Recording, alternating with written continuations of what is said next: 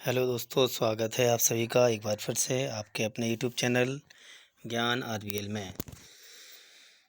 मैं संजीव आपके लिए लेकर आया हूँ एक नया सेशन जिसमें हम जनवरी 2023 करंट अफेयर्स के बारे में कह सकते हैं चर्चा करेंगे और कह सकते हैं आप लोग अच्छे होंगे साथियों और आप लोगों की तैयारी अच्छी चल रही होगी साथियों। इस नई क्लास में मैं आपको करंट अफेयर्स के बारे में बताऊंगा और साथियों कोई भी एग्ज़ाम हो, वनडे एग्ज़ाम, उसमें जीएस जिसमें आती है उसमें करंट अफेयर्स बहुत ही महत्वपूर्ण भूमिका रखती है कि आप कोई भी क्वेश्चन को यदि पढ़ते हैं तो करंट से रिलेटेड होकर ही यदि इसको पढ़ा जाए तो साथियों कह सकते हैं क्वेश्चन सही से याद भी हो जाते हैं। किसी भी एग्ज़ाम में करंट अफेयर्स की बहुत ही महत्वपूर्ण भूमिका रहती है।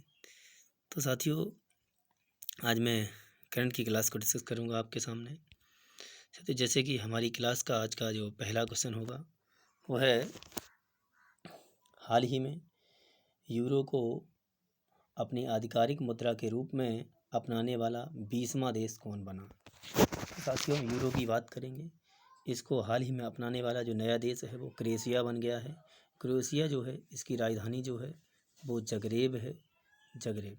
साथियों ये भी है कि जो यूरो है यूरोप के 19 देशों की मुद्रा थी, अब लेकिन 20 देशों की मुद्रा हो गई है। और जो यूरोपियन यूनियन है उसकी हम बात करें, यूरोपियन यूनियन में 27 देश हैं जिसकी स्थापना 1958 को हुई थी और जिसका जो हेडक्वार्टर पूछा जाता है कि कहाँ पर है, तो इसका यूरोपियन यूनियन का हेडक्वार्टर बेल्जियम की राजधानी ब्रुसेल्स में है। साथियों कहाँ पर है? ब्रुसेल्स। ये भी क्वेश्चन याद रखना।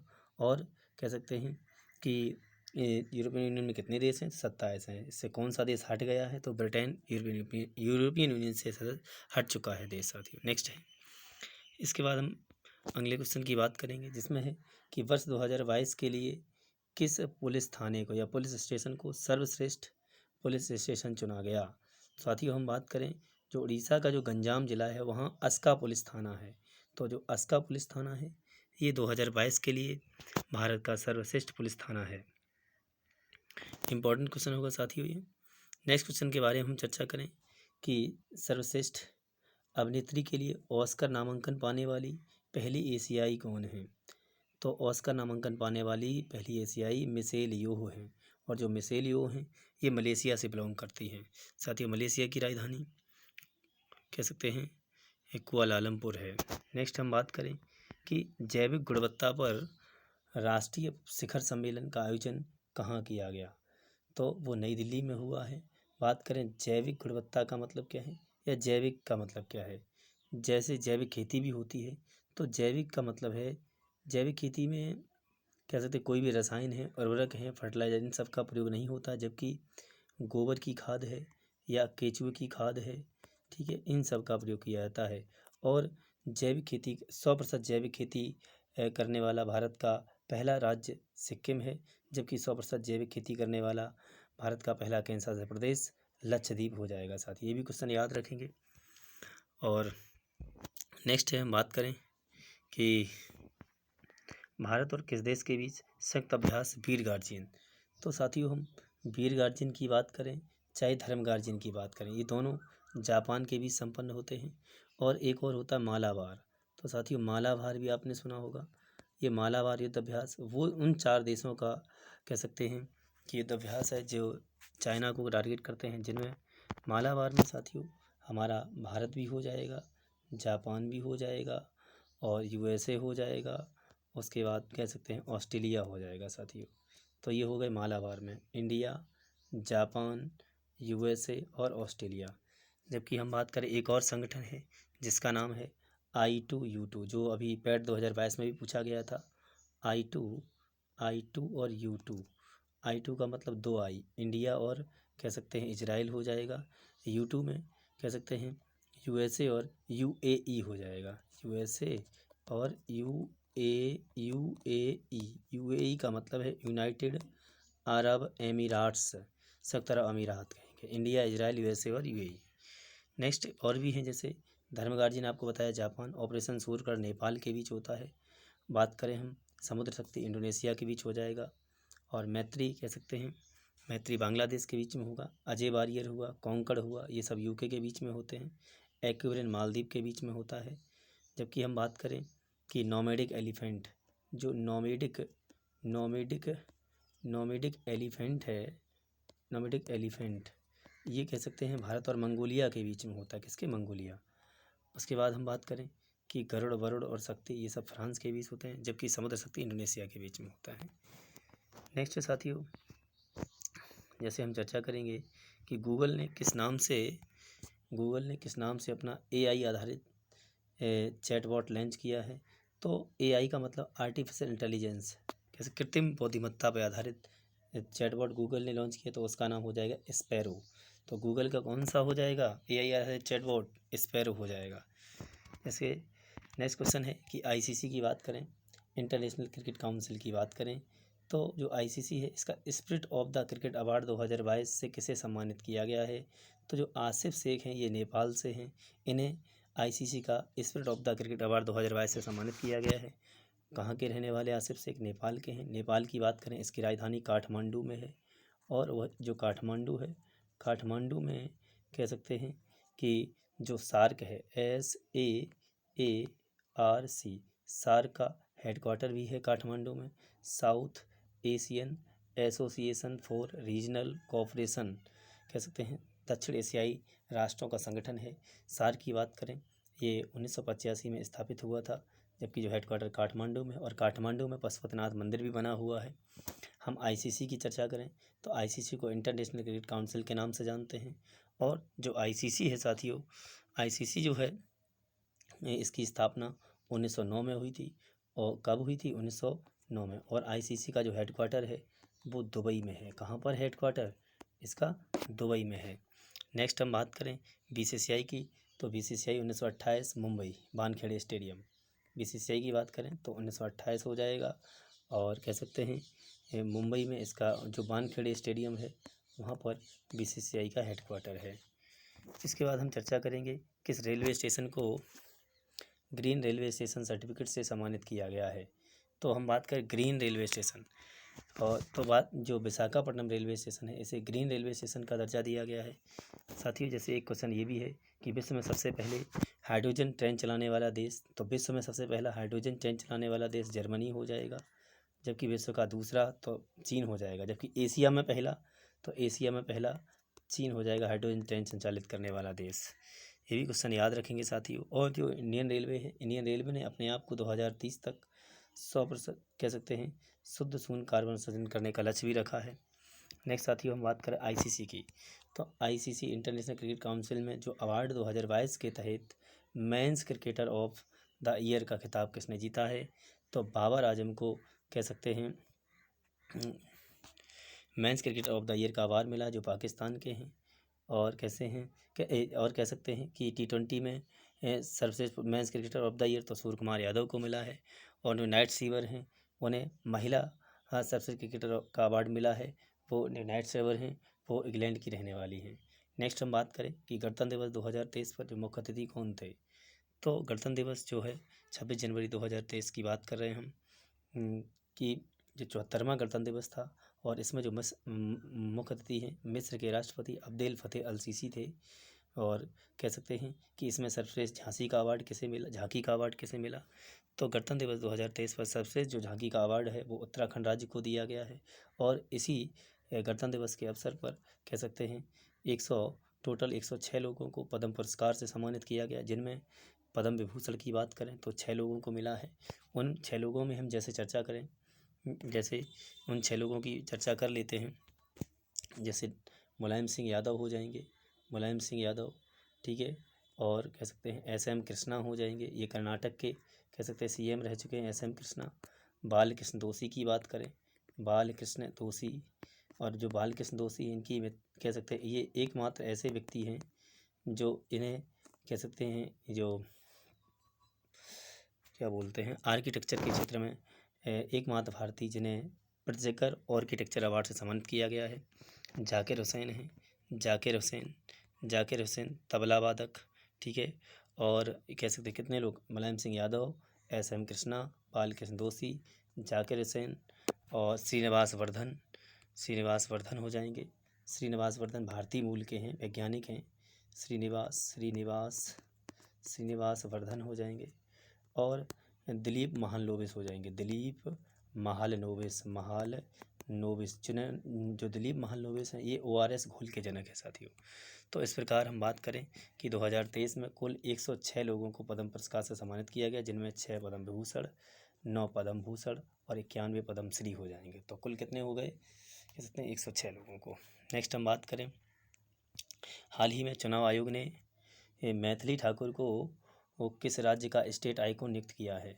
तो साथियों जो कह सकते हैं कि मैथिली ठाकुर इन्हें बिहार राज्य का जो स्टेट आइकन बनाया गया था। बिहार में जो 8वीं बार CM बने हैं वो हो जाएंगे नीतीश कुमार, और बिहार में राज्यपाल राजेंद्र विश्वनाथ अर्लेकर हैं। राजेंद्र विश्वनाथ अर्लेकर इन्हें नया बनाया गया है। हम बात करें 108वीं भारतीय विज्ञान कांग्रेस, तो जो 108वीं भारतीय विज्ञान कांग्रेस है इसका जो आयोजन है वो कह सकते हैं नागपुर महाराष्ट्र में किया गया है। और नागपुर की बात करें, नागपुर संतरे के लिए प्रसिद्ध है, अंगूर संतरा यहाँ होता है। और नागपुर में नीरी का हेडक्वार्टर है। नीरी नेशनल कह सकते हैं इंजीनियरिंग एनवायरनमेंट रिसर्च इंस्टीट्यूट कहते हैं। जबकि हम बात करें काजरी की, CAZRI, काजरी का मतलब central arid zone research institute कहते हैं। राष्ट्रीय जो कह सकते हैं मरुस्थल अनुसंधान संस्थान के रूप में कहते हैं केंद्रीय। तो ये जोधपुर में है, नीरी नागपुर, काजरी जोधपुर। नेक्स्ट हम बात करें, भारतीय रेलवे ने कब तक शुद्ध शून्य कार्बन उत्सर्जन हासिल करने का लक्ष्य रखा। तो 2030 में रखा है। रेल मंत्री अश्विनी वैष्णव जी हैं। कौन हैं? अश्विनी जो वैष्णव हैं, ये वर्तमान में भारत के रेल मंत्री भी हैं। अगला क्वेश्चन बहुत इंपॉर्टेंट हो जाएगा कि सियाचिन में तैनात होने वाली पहली महिला अधिकारी कौन बनी। तो साथियों सियाचिन में तैनात होने वाली पहली महिला अधिकारी कैप्टन शिवा चौहान हो जाएंगी। सियाचिन की बात करें, यह विश्व का सबसे ऊंचा युद्ध स्थल है साथियों, जहां पर हमारी सेना ने 1984 में ऑपरेशन मेघदूत चलाया था और पाकिस्तान की सेना को धूल चटा दी थी साथियों। सियाचिन के कह सकते हैं ये विश्व का सबसे ऊंचा युद्ध स्थल है साथियों। नेक्स्ट हम बात करें कि किस देश ने चीन के सहयोग से पोखरा इंटरनेशनल एयरपोर्ट का उद्घाटन किया। तो नेपाल ने पोखरा इंटरनेशनल एयरपोर्ट का उद्घाटन किया चीन के सहयोग से। नेपाल की बात करें, यहाँ पर राष्ट्रपति, उपराष्ट्रपति और प्रधानमंत्री, तो ये तीनों नए चुने गए हैं, जिसमें राष्ट्रपति जो हैं रामचंद्र पौंडेल हो जाएंगे। रामचंद्र पौंडेल। बात करें हम उपराष्ट्रपति की, राम सहाय यादव हो जाएंगे। और प्रधानमंत्री की बात करें तो पुष्पकमल दहल प्रचंड जो हैं यहाँ के प्रधानमंत्री हो जाएंगे। नेक्स्ट हम बात करेंगे कि राज्य खाद्य सुरक्षा योजना के तहत कौन सी राज्य सरकार 1 वर्ष तक मुफ्त चावल प्रदान करेगी। तो जो उड़ीसा सरकार है 1 वर्ष तक मुफ्त चावल प्रदान करेगी। यहाँ के CM की बात करें तो कह सकते हैं नवीन पटनायक हैं, जो कह सकते हैं कुछ समय बाद भारत में सबसे अधिक समय तक रहने वाले मुख्यमंत्री हो जाएंगे। और यहाँ जो गवर्नर हैं उड़ीसा में वो हैं गणेशी लाल साथियों। उड़ीसा में जैसे कोणार्क मंदिर की बात करें, जो कोणार्क का सूर्य मंदिर है ये नरसिंह देव प्रथम ने बनाया था। जो नरसिंह देव हैं, नरसिंह देव फर्स्ट, ये गंग वंश के शासक थे साथियों। किस वंश के? गंग वंश साथियों, ये भी याद रखना है। किस वंश के शासक थे? गंग वंश के शासक थे। नेक्स्ट हम बात करें कि जो कोणार्क का सूर्य मंदिर, इसे ब्लैक पैगोडा के नाम से जानते हैं। और ये भी कह सकते हैं कि यहाँ पर ये भारत का 100% सौर ऊर्जा संचालित होने वाला पहला मंदिर भी है। और नेक्स्ट हम बात करें कि जगन्नाथ मंदिर की, तो जगन्नाथ मंदिर भी पूरी उड़ीसा में है। यहाँ पर प्रतिवर्ष रथ यात्रा भी निकाली जाती है। क्या निकाली जाती है? रथ यात्रा निकाली जाती है। तो पूरी उड़ीसा जगन्नाथ मंदिर, ये भी याद रखना है। नेक्स्ट साथियों, इसी के साथ आगे चलते हैं। बात करें हम कि कहाँ पर विश्व का पहला ताड़ के पत्तों का पांडुलिपि संग्रहालय खोला गया। साथियों हम बात करें ताड़ के पत्तों का जो पांडुलिपि संग्रहालय, ये केरल में खोला गया है। केरल में बात करें हम कि जो वहाँ के CM हैं पिनरई विजयन हैं, वहाँ के जो राज्यपाल आरिफ मोहम्मद खान हैं। नेक्स्ट हम बात करें केंद्रीय गृह मंत्री अमित शाह ने 120 फीट ऊंची पोलो प्रतिमा जो है का उद्घाटन कहाँ पर किया? तो मणिपुर में किया है। हम बात करें भारत में जो पोलो का जनक है वो मणिपुर को ही माना जाता है। किसे माना जाता है? मणिपुर को माना जाता है। नेक्स्ट बात करें हम, मणिपुर में CM N बीरेन सिंह हैं। कौन है? N बीरेन सिंह। एन बीरेन सिंह मणिपुर के सीएम भी हैं। नेक्स्ट हम चर्चा कर लेंगे किस राज्य सरकार ने जाति सर्वेक्षण शुरू किया। तो जाति सर्वेक्षण की बात करें तो बिहार ने किया है। बिहार के बारे में बता दिया था। नीतीश कुमार वहाँ के मुख्यमंत्री हैं, राजेंद्र विश्वनाथ लेकर वहाँ के राज्यपाल हैं। नेक्स्ट हम बात करें कि किस रेलवे स्टेशन को FSSAI से ईट राइट स्टेशन का प्रमाण पत्र मिला है। तो वाराणसी कैंट को मिला है। साथ ही हम बात करें FSSAI की food safety standard authority of India, ये भी याद रखना है। नेक्स्ट हम बात करें हाल ही में चेरचेरा महोत्सव कहाँ मनाया गया। तो छत्तीसगढ़ में चेरचेरा महोत्सव मनाया गया। यहाँ में कांग्रेस की सरकार और यहाँ पर छत्तीसगढ़ में भूपेश बघेल सीएम हैं। नेक्स्ट हम बात करें कि USA में पहली महिला सिख न्यायाधीश के रूप में किसने शपथ ली। तो अमेरिका में पहली सिख महिला न्यायाधीश के रूप में मनप्रीत मोहनका सिंह ने ली है। किसने ली? मनप्रीत मोहनका सिंह। नेक्स्ट हम बात करें 17वां प्रवासी भारतीय सम्मेलन 2023 में मुख्य अतिथि कौन थे। तो 17 नंबर का जो प्रवासी भारतीय सम्मेलन है ये इंदौर में हुआ है। इसमें जो मुख्य अतिथि है गुयाना के राष्ट्रपति मोहम्मद इरफान अली थे। और बात करें कि जो गुयाना है इसकी राजधानी जॉर्ज टाउन है। बात ये भी है कि जो इसका जो थीम रखी गई है तो 17वां प्रवासी भारतीय दिवस की थीम है अमृतकाल में भारत की प्रगति के लिए विश्वसनीय भागीदार। अमृतकाल में भारत की प्रगति के लिए विश्वसनीय भागीदार, ये 17वें प्रवासी भारतीय दिवस की थीम रखी गई है साथियों। और बात कर लें कि प्रवासी भारतीय दिवस कब मनाते हैं। तो 9 जनवरी को प्रतिवर्ष प्रवासी भारतीय दिवस मनाते हैं, क्योंकि 9 जनवरी 1915 को महात्मा गांधी दक्षिण अफ्रीका से भारत वापस आए थे। इसीलिए कह सकते 2003 से प्रवासी भारतीय दिवस मनाते हैं। नेक्स्ट हम बात करें कि किस राज्य के जागा मिशन को या जागा पहल जो है को UN हैबिटेट का बर्ड हैबिटेट अवार्ड मिला है। तो उड़ीसा का जो जागा मिशन है UN का हैबिटेट अवार्ड मिला है इसको, उड़ीसा। नेक्स्ट हम बात करें देश का पहला पूरी तरह से डिजिटल बैंकिंग वाला राज्य कौन है। तो केरला हो जाएगा। देश का पहला पूरी तरह से डिजिटल बैंकिंग वाला राज्य केरला। केरल की बात करें यह भारत में सबसे साक्षरता वाला राज्य भी है। यहाँ पर सबसे लिंगानुपात भी है भारत में, याद रखना है।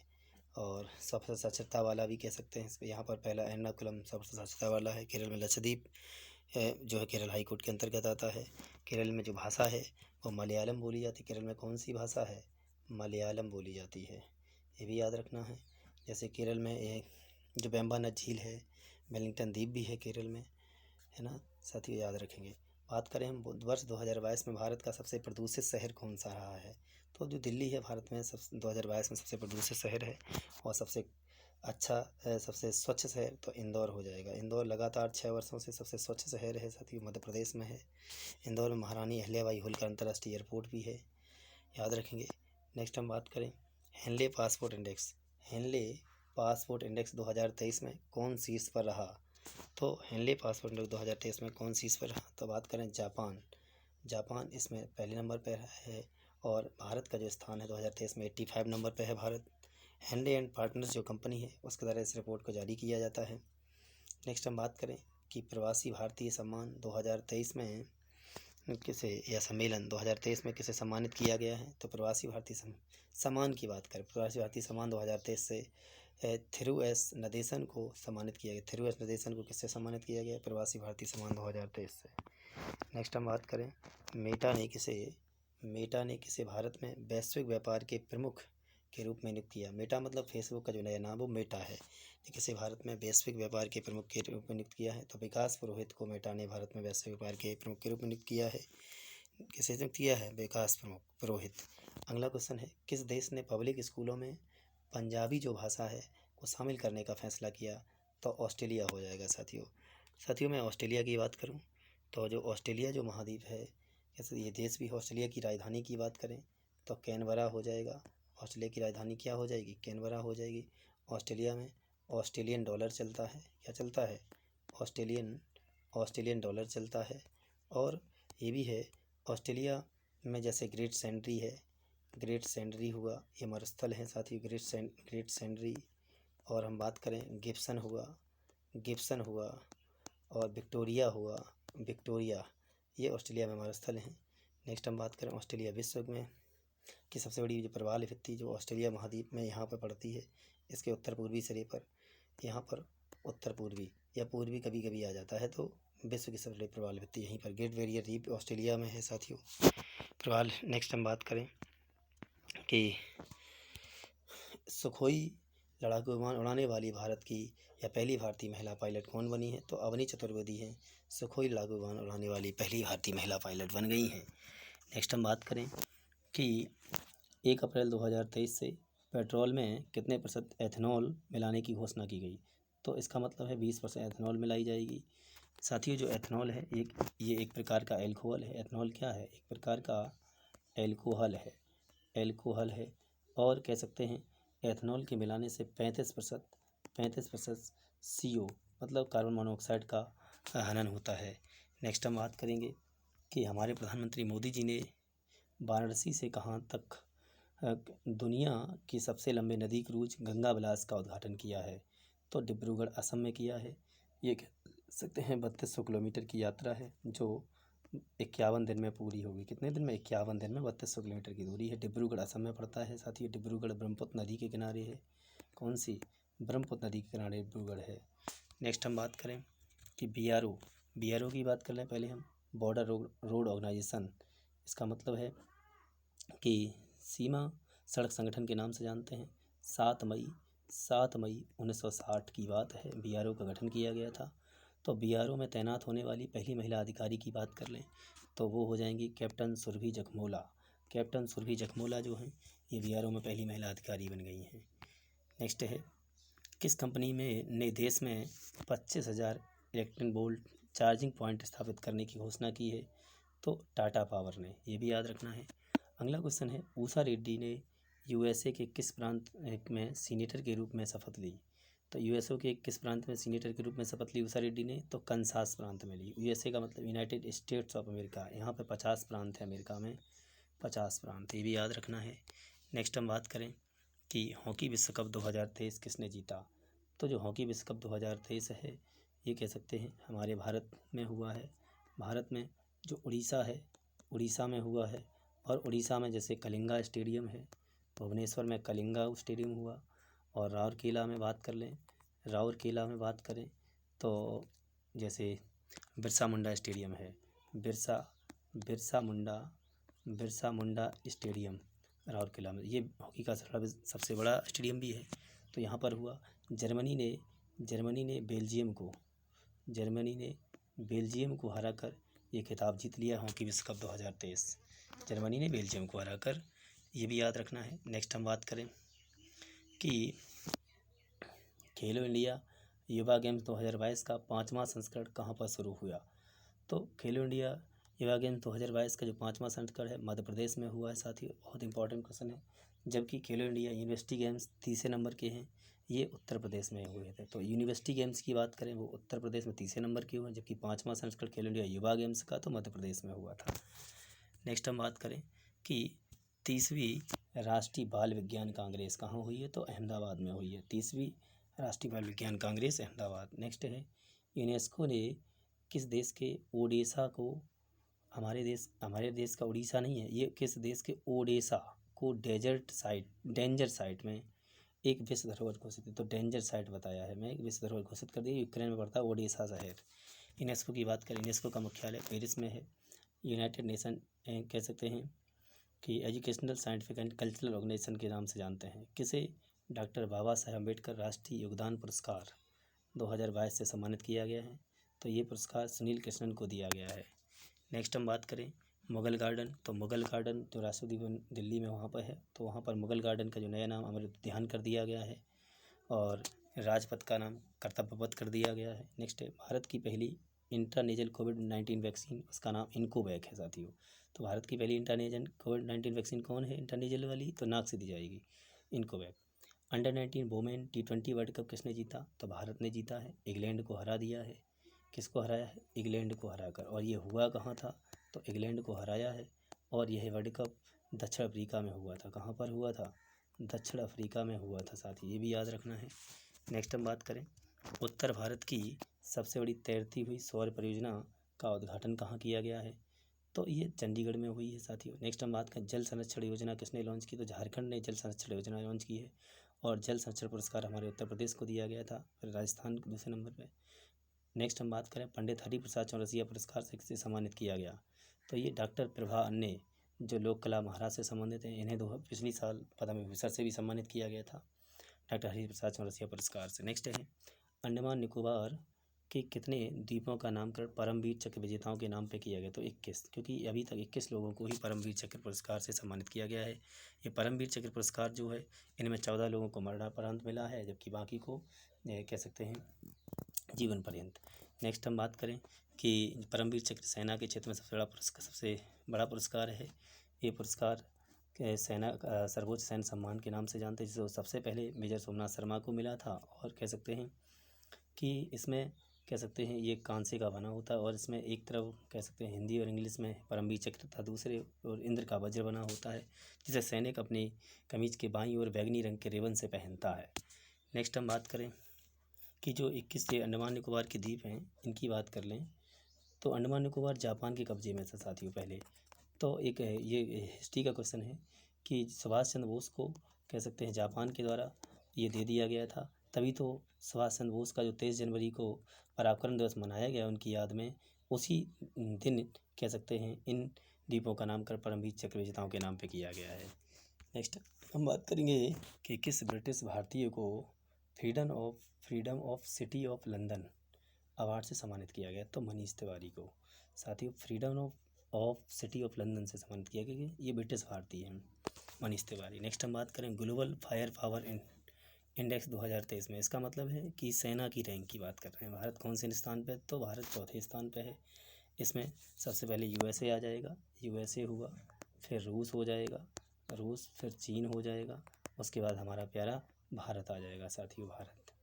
नेक्स्ट हम बात करें कि जबकि सेना की संख्या में तो भारत सबसे बड़ा है, संख्या बल की बात करें तो सबसे संख्या में भारत पहले नंबर पर हो जाएगा, ठीक है। फायर पावर इंडेक्स की बात करें शक्ति में तो चौथे नंबर पर। भारत का पहला online gaming centre of excellence कहाँ स्थापित किया गया, तो मेघालय शिलोंग में स्थापित किया गया है। नेक्स्ट हम बात करें कि जो शिलोंग है यहाँ पर किसका हेडक्वार्टर है साथियों, तो कोई बताएगा क्या। तो नेक्स्ट हम बात करें भारत और किस देश के बीच पहला संयुक्त अभ्यास साइक्लोन फर्स्ट जैसलमेर में आयोजित किया गया है, तो ये मिस्र के साथ हुआ है साथियों साइक्लोन फर्स्ट। ये क्वेश्चन बहुत इंपॉर्टेंट है, कई एग्जाम में आया हुआ है। वनडे मतलब एक दिवसीय अंतर्राष्ट्रीय क्रिकेट में दोहरा शतक लगाने वाले सबसे युवा बल्लेबाज कौन बने हैं, तो अंतर्राष्ट्रीय क्रिकेट में दोहरा शतक लगाने वाले सबसे युवा बल्लेबाज शुभमन गिल बन गए हैं साथियों। एक क्वेश्चन और है इसी से संबंधित कि कह सकते हैं कि वनडे क्रिकेट में सबसे अधिक रनों से विजय किसने प्राप्त की है, तो वनडे में सबसे रनों से विजय प्राप्त करने वाला देश भी भारत है। श्रीलंका को 317 रन से हराया था भारत ने। Next question Ajanta Ellora film festival में किसे सर्वश्रेष्ठ फिल्म गोल्डन कैलासा अवार्ड से सम्मानित किया गया है, किस सर्वश्रेष्ठ फिल्म को गोल्डन कैलासा अवार्ड से सम्मानित किया गया, तो नानेरा फिल्म हो जाएगी। कौन सी हो जाएगी, नानेरा फिल्म। नेक्स्ट है किस राज्य का कोल्लम जिला भारत का पहला संविधान साक्षर जिला बना है, तो जो केरल का कोल्लम है ये भारत का पहला संविधान साक्षर जिला है। यहाँ 7 लाख से अधिक लोगों को कह सकते हैं संविधान के विशेषताओं के बारे में समझाया गया है साथियों। हमारा संविधान 26 नवंबर 1949 को बनकर तैयार हुआ था, जिससे कह सकते हैं जैसे 26 जनवरी 1950 को पूर्व से लागू किया गया है। नेक्स्ट हम बात करें कि मिस यूनिवर्स 2022 तो आर बॉनी गैब्रियल बनी है, जबकि ये पुरस्कार 3 बार भारतीय महिलाओं को मिला है। 1994 की बात करें सुष्मिता सेन को मिला है, जबकि सन 2000 की बात करें तो लारा दत्ता को मिला है, जबकि सन 2021 की बात करें तो हरनाथ संधू को चंडीगढ़। 1994 सुष्मिता सेन, 2000 लारा दत्ता, 2021 हरनाथ संधू चंडीगढ़, जबकि 2022 में मिस यूनिवर्स का खिताब कह सकते हैं आर बॉनी गैब्रियल को मिला जो अमेरिका की हैं। नेक्स्ट हम बात करें ऑक्सफैम रिपोर्ट के अनुसार भारत में 1% अमीरों के पास देश की कितने % संपत्ति, तो 40% संपत्ति है। ये ऑक्सफैम की रिपोर्ट आई है। नेक्स्ट हम बात करें WEF की वर्ल्ड इकोनॉमिक फोरम या विश्व आर्थिक मंच 2023 का सम्मेलन कहाँ आयोजित किया गया, तो स्विट्जरलैंड के दावोस में किया गया। कहाँ पर किया गया है, स्विट्जरलैंड के दावोस में साथियों। ठीक है साथियों, तो कह सकते हैं ये जो क्वेश्चन थे ये हमारे क्लास के लिए बहुत इंपॉर्टेंट क्वेश्चन थे। अब हम साथियों बात करेंगे कि जैसे और भी कुछ क्वेश्चन है हमारे पास में, तो उनके बारे में हम चर्चा कर लेते हैं। जैसे कुछ क्वेश्चंस के बारे में हमें बताया, हमारे पास रखे। जैसे कुछ क्वेश्चंस हैं कि हम आपसे पूछ ही ले रहे हैं। जैसे सुभाष चंद्र बोस आपदा प्रबंधन पुरस्कार से किसे सम्मानित किया गया है?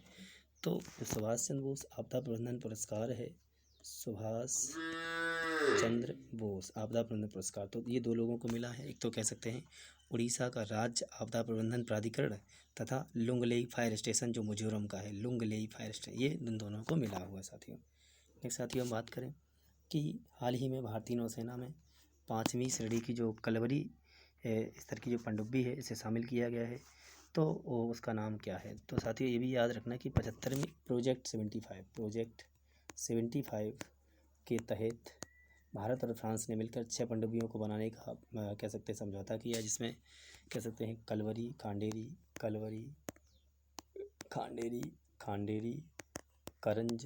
करंज, बेला, बागीर, तो बागीर 5वें नंबर की, और 6वीं हो जाएगी बागसीर, तो 5वें नंबर की बागीर हो जाए, इसको शामिल किया गया नौसेना में। नेक्स्ट हम बात करेंगे कि संघाई SCO की बात करें, संघाई सहयोग संगठन की, तो 2023 के इसकी अध्यक्षता कौन कर रहा है? तो SCO की अध्यक्षता 2023 में भारत कर रहा है। SCO संघाई कोऑपरेशन ऑर्गेनाइजेशन की बात करें, 2023 में भारत की अध्यक्षता कर रहा है। नेक्स्ट हम बात करेंगे SCO का जो 9वां सदस्य कौन सा है? तो ईरान 9वां सदस्य हो जाएगा, ये भी याद रखेंगे। नेक्स्ट हम बात करें साथियों कि जैसे कह सकते हैं कि हाल ही में नील कुरिंजी को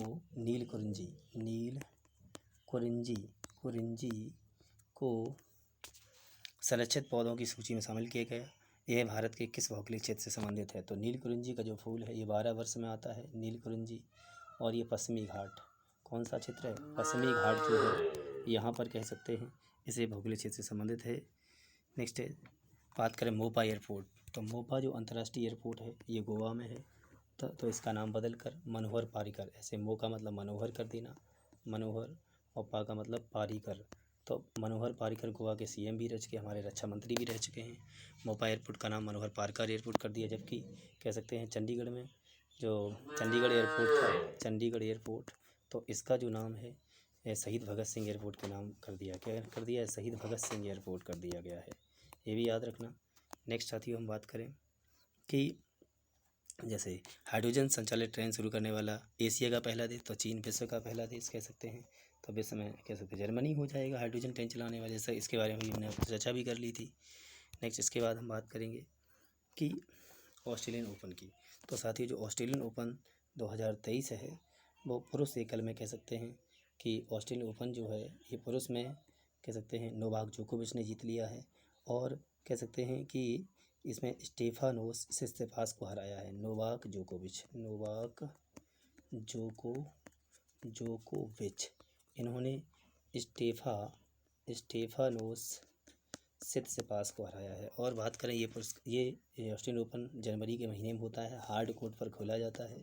हार्ड कोर्ट ग्रैंड स्लैम में कह सकते हैं कि जो ग्रैंड स्लैम होता है उसमें 4 होते हैं ग्रैंड स्लैम में, Australian open, French open, Wimbledon open और अमेरिकन ओपन साथी, या US ओपन के नाम से जानते हैं। नेक्स्ट हम बात करेंगे कि अभी इस कप के बारे में चर्चा कर लिया था, जैसे T20 वर्ल्ड कप बता दिया हमने आपको। न्यूजीलैंड के 41वें प्रधानमंत्री, तो न्यूजीलैंड के जो 41वें प्रधानमंत्री हैं, 41वें PM न्यूजीलैंड, तो ये हो जाएंगे क्रिस हिपकिंस। कौन हो जाएंगे?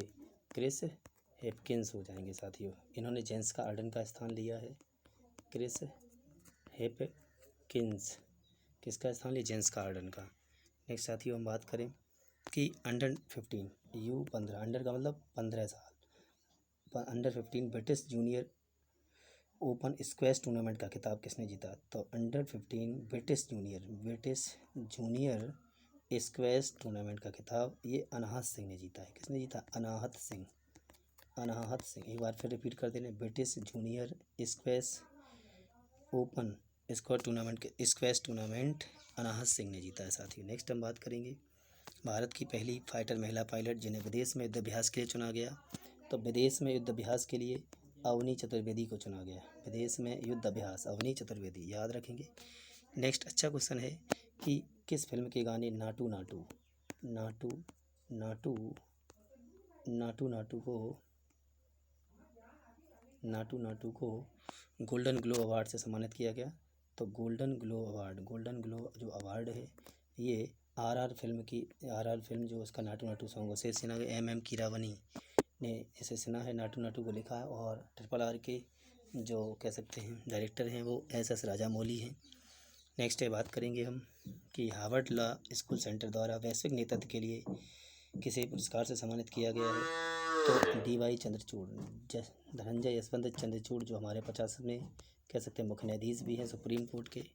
नेक्स्ट हम बात करेंगे भारत का पहला ग्रीन हाइड्रोजन ब्लेडिंग प्रोजेक्ट किसने लॉन्च किया है। तो ग्रीन हाइड्रोजन ब्लेडिंग प्रोजेक्ट ये NTPC के द्वारा संचालित किया गया है, national thermal power corporation of India.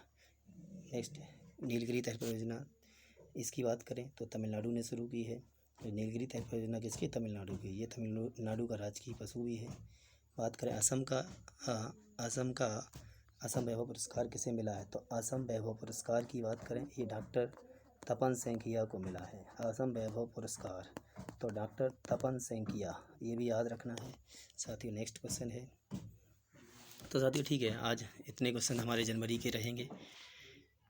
धन्यवाद साथियों आप लोग सहयोग देने के लिए। ठीक है, आशा करते हैं आप लोग अच्छे से लगे रहें, आप लोगों की तैयारी अच्छी चल रही होंगी। जय हिंद साथियों।